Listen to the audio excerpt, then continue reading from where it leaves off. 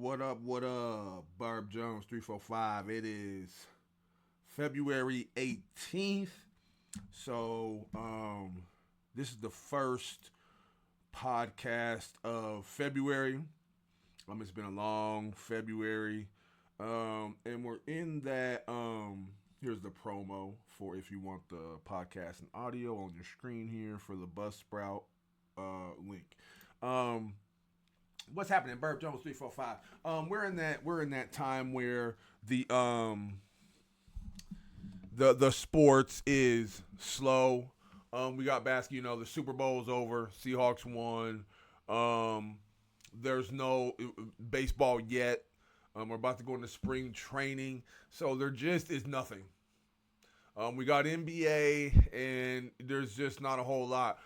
Today, I scrounged up, and that's the best word I can use is scrounged up some topics for y'all.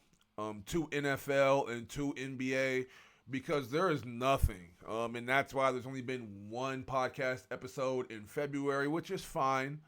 I usually do two a month. We'll get you another one in about, 10 days or so, and we'll wrap the month up.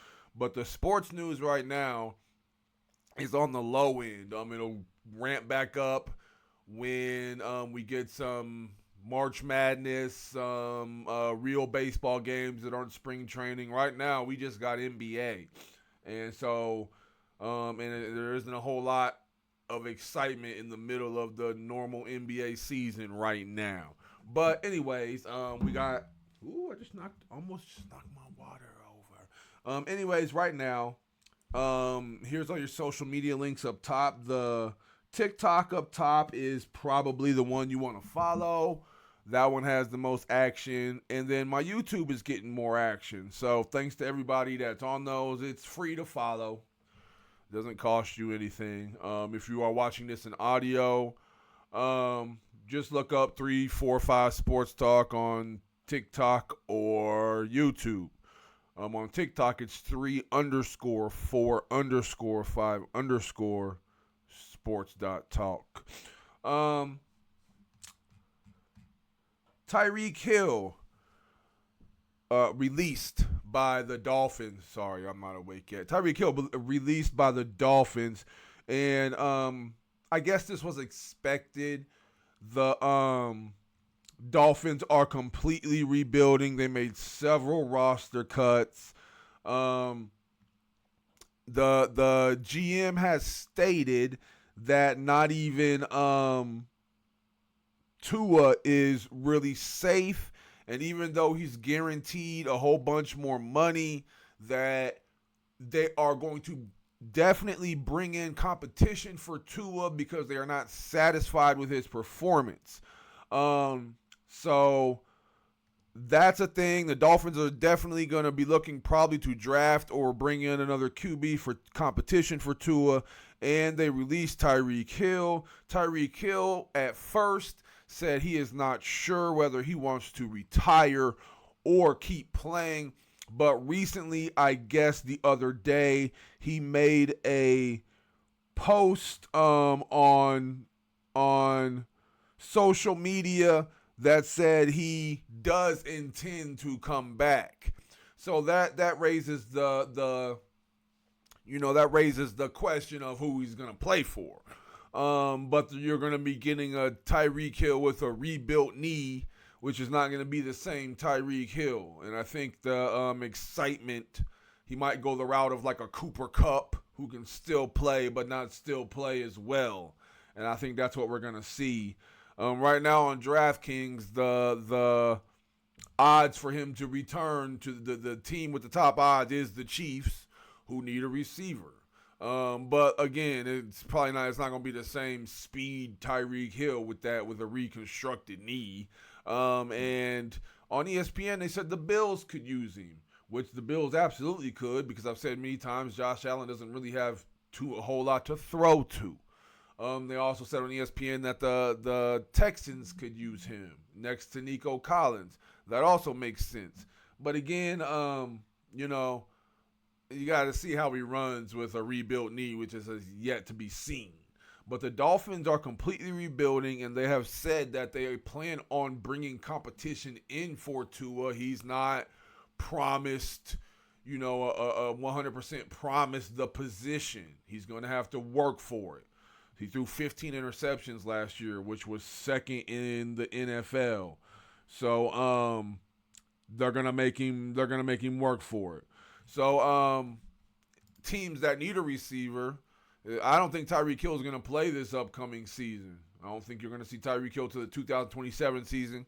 But if you're curious, he did say that he wants to continue playing. Mike Evans is a free agent.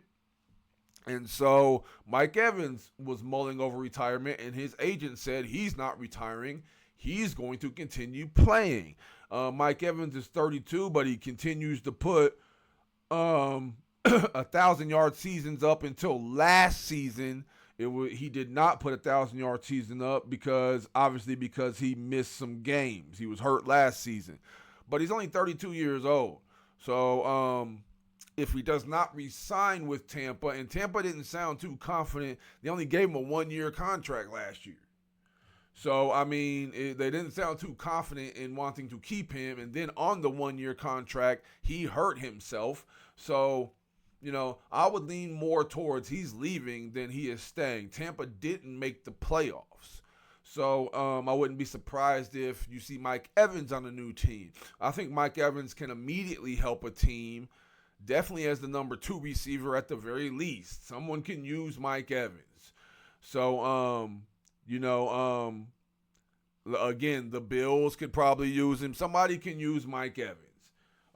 So just keep that in mind, that Mike Evans might not be on Tampa this upcoming season. He's not retiring. He completely plans to keep playing, and I'm going to lean towards that he's probably going to be playing for someone else because Tampa did not seem interested in giving Mike Evans more than 1 year. And with him being injured, he kind of just solidified what they were worried about, and they're probably not going to offer him more than another 1 year. So I would say you probably see Mike Evans somewhere else in 2026, which is kind of interesting because Mike Evans, in my opinion, can still play when he's not hurt. Mike Evans can still play. So if someone gets Mike Evans, their wide receiver room is gonna get boosted immediately. Oh shit, I got rid of the other one, which was hold on, let me bring back the one that this one. I accidentally got rid of this one. So Jaren Jackson Jr. I have to wait till this ad ends. Jaren Jackson Jr. is having season-ending surgery if he hasn't already had it. I think he already had it. And so here's my thing about the Jaren Jackson Jr. thing, and it goes along with tanking in the NBA. These last 2 articles are just about tanking in the NBA. Couldn't really find a whole much more. But Jaren Jackson, if you notice one thing, the Jazz got fined for tanking, and they keep trying to under the radar tank with doing things. Well, if you notice here, right here, here's the one I paused it. Excuse me. Need some water on here. So here's where I want to point out here. Jaren Jackson Jr. got traded to Utah Jazz on February 3rd. On February 7th, he put up 22 points. In February, 2 days later, he put up 22 points. 2 days later, he put up 23 points. And then on the February 12th, 9 days after the team got him, surgery to remove a growth in his knee, out for the season. Couple things about this. First of all, you did not as the Utah Jazz, you did not just find out he had a growth in his knee on February 12th. Physicals are done and yada yada when you trade for a player. You knew about the growth in his knee. You knew about it. You're not going to convince me that you didn't know about the growth in his knee and it just all of a sudden popped up on February 12th and now he has the Utah Jazz are tankers. Trade for a guy who's hurt and going to need surgery, and that's exactly what Utah did here. They traded for a star player, let him play a couple games to make it seem like they were about to let him play, and now he needs surgery. So you gave up a bunch of assets. You got back a star player. The star player needs surgery, so he isn't going to play. And what does that do? That helps you tank. So this is like a tank tactic. Yeah, they have him, but he's not for this season, which everybody no one knew that. No one expected him to get season-ending surgery like this. They thought he was going to play more. So I bet you the Grizzlies and the Jazz knew about it, and that's it. This is the Jazz be trying to play like this is a surprise. This was not a surprise. When you trade for a player, doctors run physicals on the players. This is not just pop up on February 12th and he needed surgery. The Jazz knew about it. They put him in to make people think they were doing the right thing, and then all of a sudden they took him out and said, well, he needs surgery. And this helps them tank because they gave up crap to get him, and he's also not playing, so now the team's going to lose every damn game. This is a very strong tank tactic by the Jazz, and I don't think anybody's really buying it. Yes, Jaren Jackson Jr. actually needs surgery, but you're not going to convince us that you didn't trade for him on purpose to help y'all tank. That's wild. And that's exactly what happened, and that's all I want to cover here. The Jazz got fined $500,000 for tanking, for holding him out, and they were holding him out in fourth quarters. So along with that, games they were winning, they took him out, and now he needs surgery. So they've already been fined for it, which I don't think the Jazz care about the fine at all. They care about getting the number one pick. Mark Cuban, the partial owner of the Mavericks still or whatever, says that tanking is a good thing. He argues that without tanking, certain people wouldn't be able to afford tickets because when a team is good, the tickets cost too much.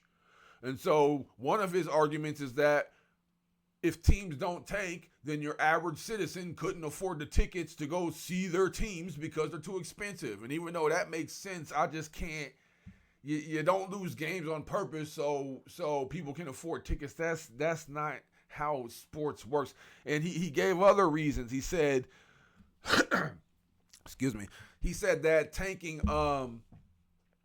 helps teams have hope, because if your team is terrible and you're tanking, you're going to get a good player in the draft, and that gives fans hope. And he said that if Dallas didn't tank, he admitted that Dallas tanked for Luka, and that's what brought Luka to Dallas, is because they tanked for him.